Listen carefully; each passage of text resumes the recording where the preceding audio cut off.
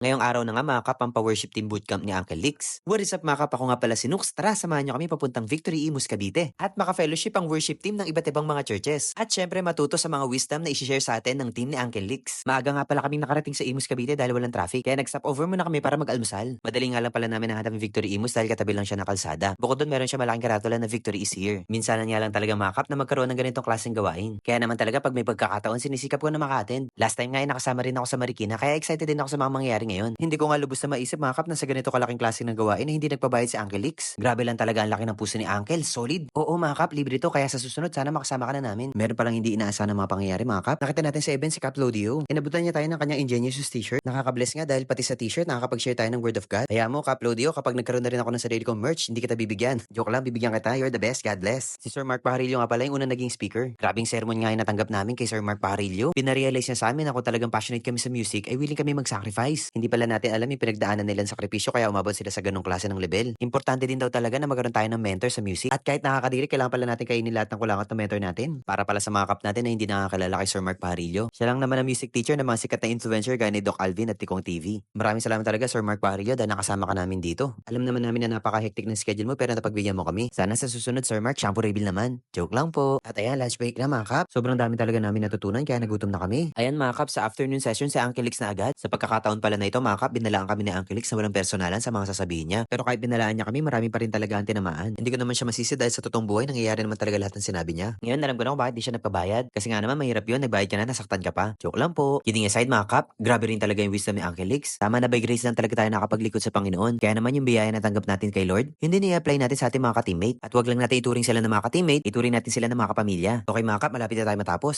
Siya nga pala mga kap si Charles Bautista, ang music director ng Victory Worship. Sobrang nakakabilib talaga ng tao na to kahit marami na siya na-achieve sa buhay. Maging part ng Victory Worship, maging part ng The Voice Band. O mga kap yung This is the Voice!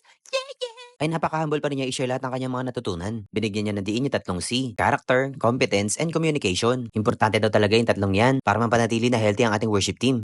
Sobrang dami na talaga namin natutunan. At nagkaroon pa kami ng pagkakataon na makapagtanong. Ayan, dito mga kap, nagkaroon kami ng 10 minutes break. Nakakalungkot nga lang dahil malapit na matapos yung event. During the break, nagkaroon ako ng pagkakataon na makilala yung mga ka-followers natin. At dito na ako na battery mga kap. Dito na kasi nag-share ng insight sa instrument na hinahawakan ng bawat members ng band ni Uncle Lix. And to be honest, nakakabitin talaga. At the same time, nakakabilib din dahil sa isang buong araw lamang napakita ni Uncle Lix yung potential ng worship team bootcamp. Malay natin sa susunod, 2 araw, 3 araw, 5 araw tayo magkakasama. Ang alam ko, nabanggit niya na rin to dati. Na ang idea ay parang talagang camp.